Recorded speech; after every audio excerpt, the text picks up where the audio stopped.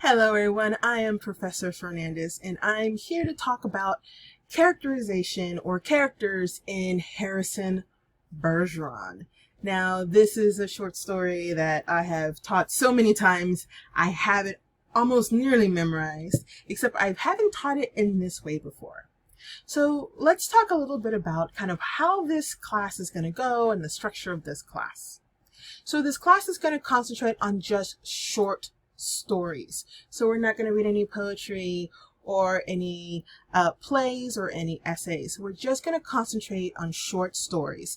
And we're going to concentrate on how argument is made in short stories. Now, a writer can make arguments in fiction, specifically short stories, in several different ways. Characters is one of them. Plot, setting. They could use different techniques like literary devices. These are your similes, your metaphors, your foreshadowing, allegory, symbolism, all those things. And it's really difficult to think of short stories or fiction having arguments, but they do. Something as fun as SpongeBob SquarePants, I always mispronounce that, or any TV show is making an argument. And so short stories do this too. And one of the things that you need to consider is that the decision for plot, the decision for characters, the decision to compare things using like or as or not using like or as is a choice by the writer. And they make these choices because they're making an argument towards something. And they're making an argument towards a social issue, perhaps, that it's in the story, or just how the way the world works. And Kurt Vonnegut, the author of Harrison Bergeron, and who writes many other short stories, was notorious for doing this. So let's talk about characterization in this story. It's kind of a weird story. If you've never read it before, most of you probably have. This is taught very much in other schools. But if you've never read this story before, it's a kind of an interesting story. We could talk about setting all day with this story, but we're using another story for setting, and that's next week. But we're going to talk about characters here. So when we talk about characters, and of course, I'm using a Word document because I'm going to write some notes down for you guys as well. People think about who is in the story. And that's partially correct, right? You want to think about who are the people in the story and who is talking and who isn't, right? Those are some questions that usually come up when we're talking about characters. We think about protagonist and antagonist. Comes up a lot, and we'll talk about that in a minute. We talk about primary and secondary characters. And that we'll also talk about. But what we really need to discuss is a couple of things that doesn't pop up usually in general conversations when it comes to characterization. We need to discuss kind of what the author is telling us and what is implied.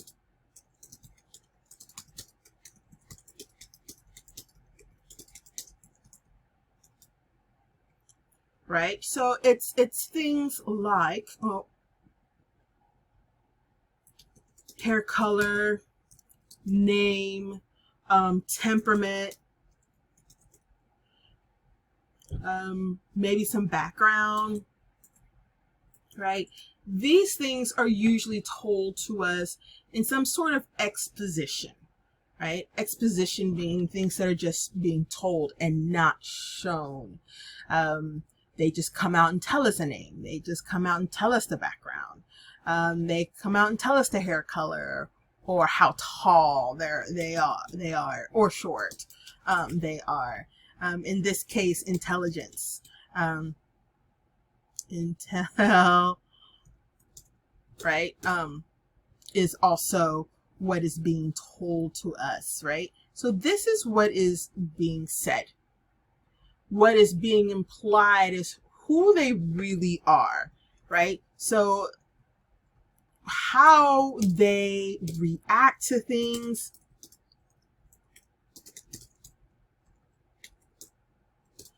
how they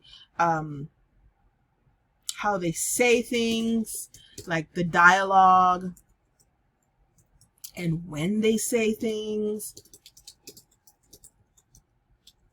These are all important. These are implied characteristics of a character.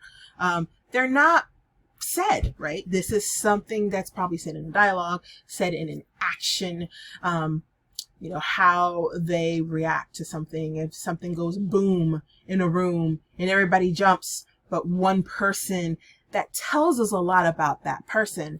That person could be deaf and could not have heard the boom. That person could not have been paying attention, or that person could have gotten used to it, or may have caused the thing that went boom in the room. So that tells us things, and it doesn't come right out and say it. So there's those two things are happening here in this particular story.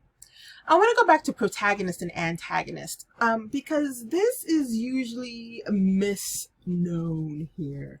The protagonist and antagonist, when people think about protagonist, they think this is the good guy and the antagonist is the bad guy, but not necessarily, right?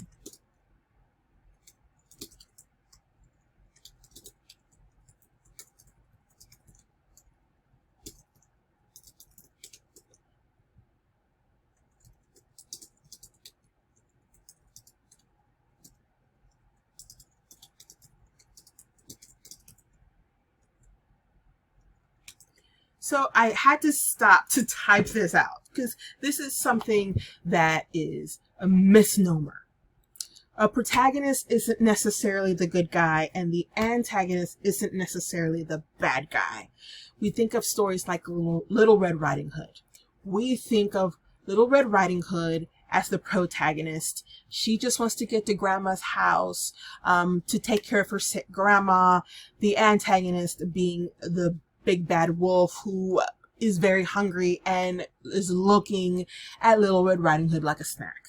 And we think that the antagonist is bad, right? No, that's not the case at all.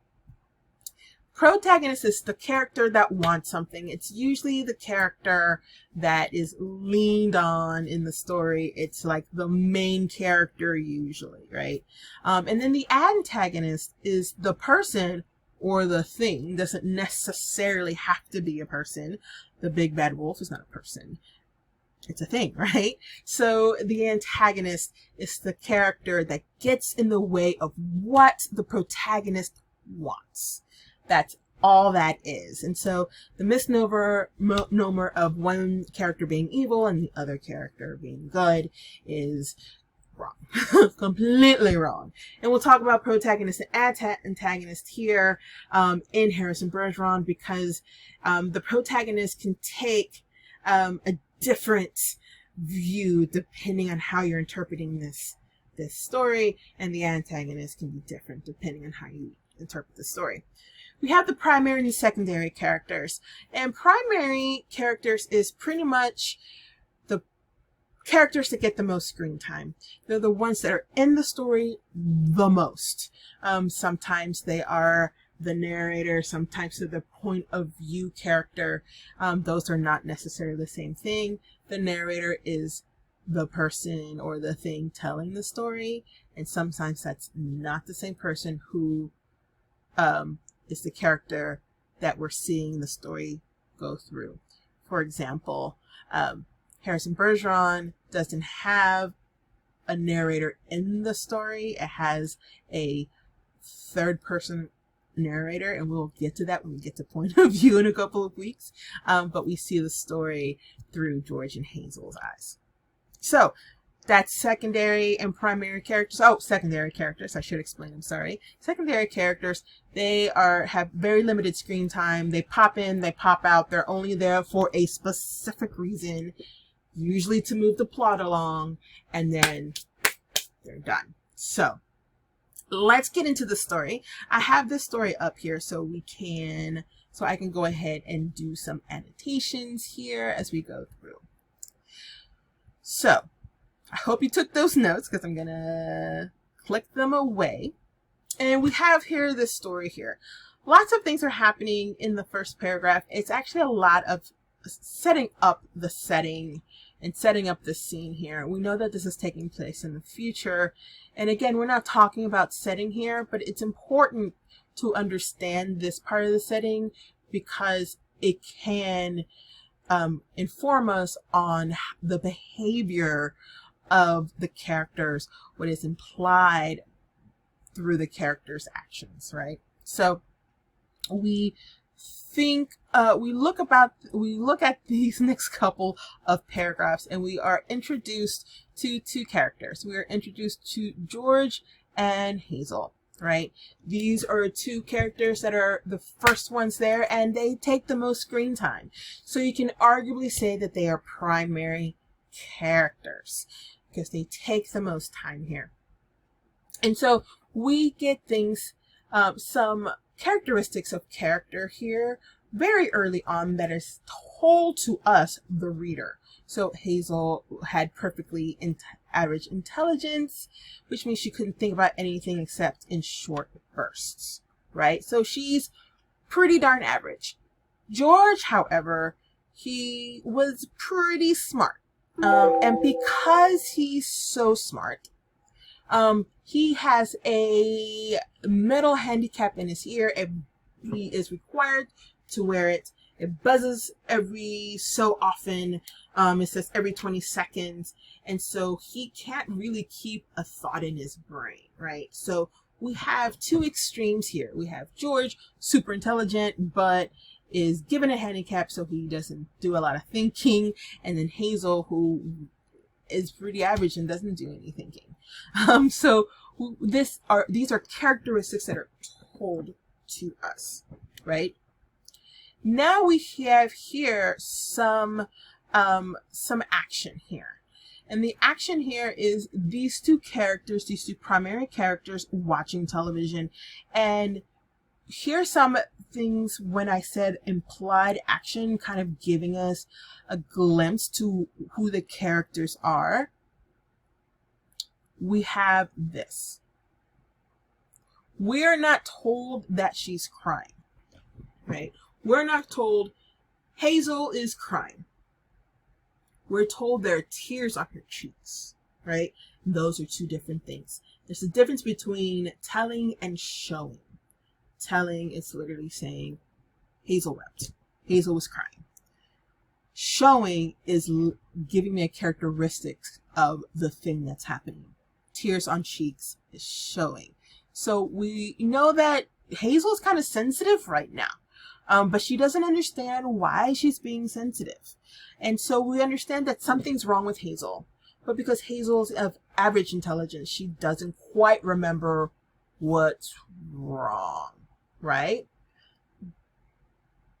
But we kind of know what's going on, right? Because George is trying not to think of his son, his wonderful son, Harrison.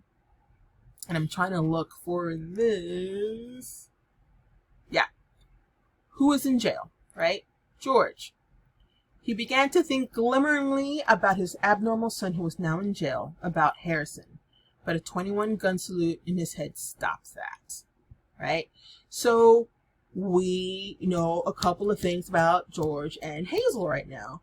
In addition to what we've already been told, we know that Hazel's in a sense, kind of, she's feeling some type of way about something, right? And George knows why she is, but can't really completely process it.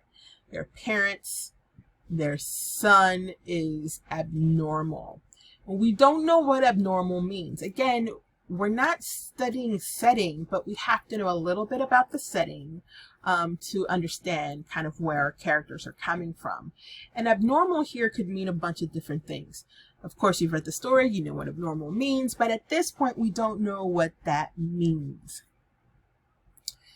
We also know that Hazel is very caring to George, right? This is not a marriage that is where there's a lot of animosity. Hazel cares that her husband is in pain, even suggesting to take off some of the weights, because he also has weights in addition to a buzzing in his ear. And that is an implied characteristic, that it's a caring characteristic. George saying no because if they find out, like, I'm in trouble, that's another implied characteristic. It implies that he's a rule set, he's a rule follower, right? He is not going to break the rules no matter how much discomfort it gives him. And so it's very telling about these two, and what goes down at the end of this story, and how the reaction of these parents when they see their son killed on national television, essentially. It makes sense. It makes more sense. Though we may not agree with it as readers, some of you are probably parents, you may not agree with their reaction as parents, but because we understand their character from the beginning of the story, we understand why their reaction is the way they are. Hazel doesn't even remember, and George is a rule follower, and his son did not follow rules. It leads me to ask as a reader, what happened to A, make many amendments of the Constitution, essentially, and two, to be such a rule follower that you would rather live in the discomfort and not react to your son's incarceration and death, that you want to keep the status quo, right? So we have all this. So these are our primary characters. We have secondary characters that I kind of want to talk about here. We have Diana Glompers, who is the handicapped general. And we don't meet her personally at first. We meet her through Hazel. And so we meet her here in dialogue. So this is an implied characteristic of this secondary character, right? She doesn't come on the scene until later on in the story. Of course, if you've read it, you know this. But we are introduced to her by kind of what she does, right? We are introduced to her by her being a leader, her getting to choose the handicaps. We are introduced to her power. So what is implied here about this secondary character is this secondary character has a lot of power, a lot of influences, a lot of pull. She writes these rules or she enforces these particular rules. She is the police state, essentially, in this particular story, right? So we have a lot going on here. We're not even halfway through the story, and we're getting a lot of characterization or characteristics of these particular characters in this story. I want to talk about Harrison here, because it's kind of interesting to think about this particular character. This story is named after him, but we don't get to meet him really until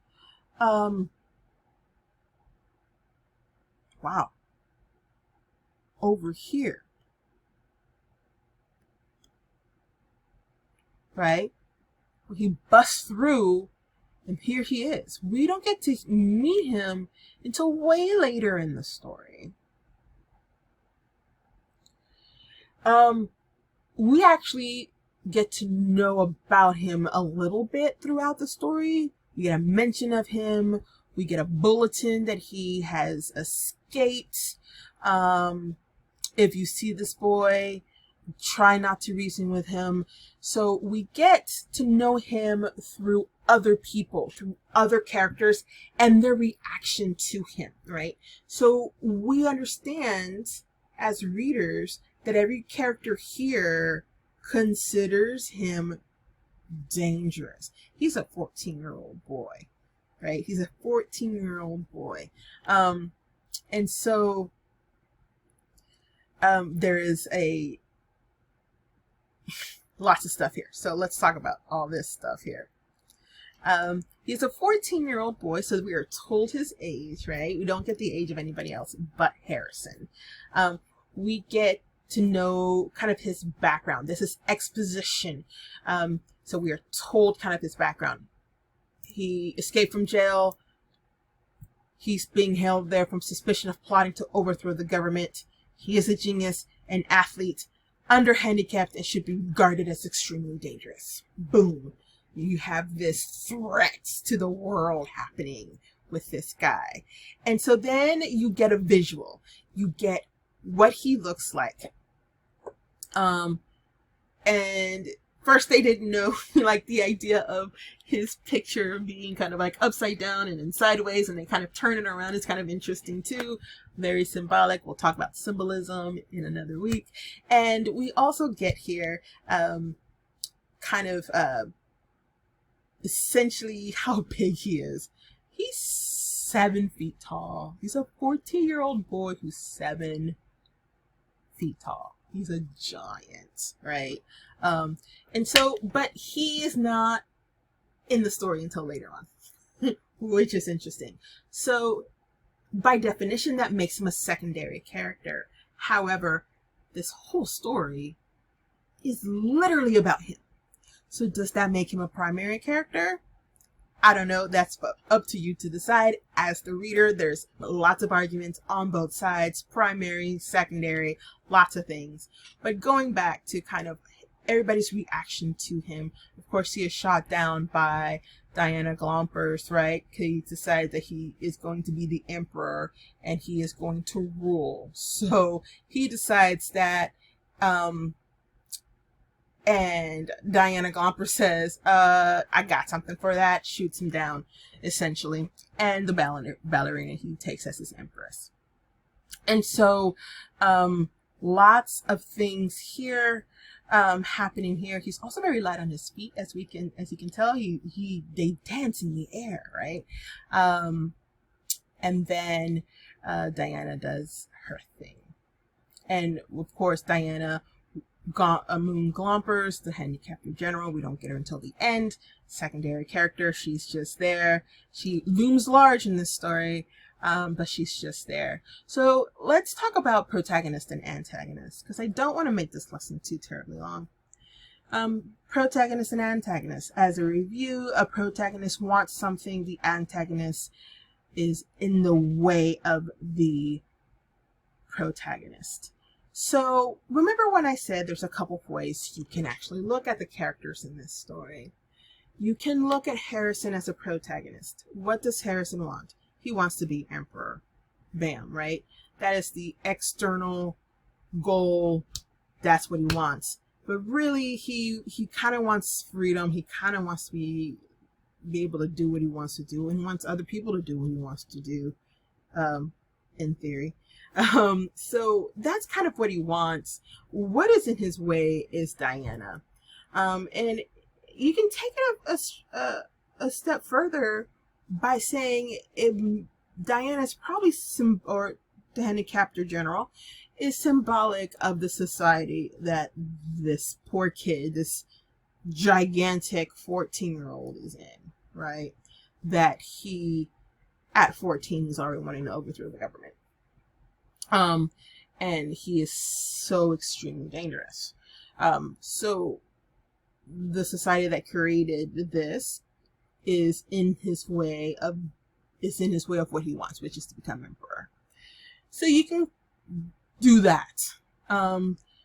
Or you can call the protagonist the handicapped general who wants to keep peace, right? Again, we have no idea what happened in this world to warrant 200 plus amendments, and for everyone to wear some sort of handicap based on your particular talent. And so maybe something happened that that this keeps the peace, right? Very, very Hunger Games here. And so the handicapped general is the protagonist, and all they want to do is keep peace. And Harrison is the antagonist who doesn't. So it just depends on how you're looking at this story. Either of those can be argued. So that is pretty much all I have to say about characters and characterization here. There's a lot going on here. I definitely think you should probably read the story again now with a little bit more knowledge of characters and characterizations. Decide whether you think Harrison the character is a primary or secondary character, and or is a protagonist or antagonist. I would love to know what you think. Definitely email me what you think the answers to those are. I'd love to talk to you a little bit about that. All right, that's all I got for now, guys. Talk to you later.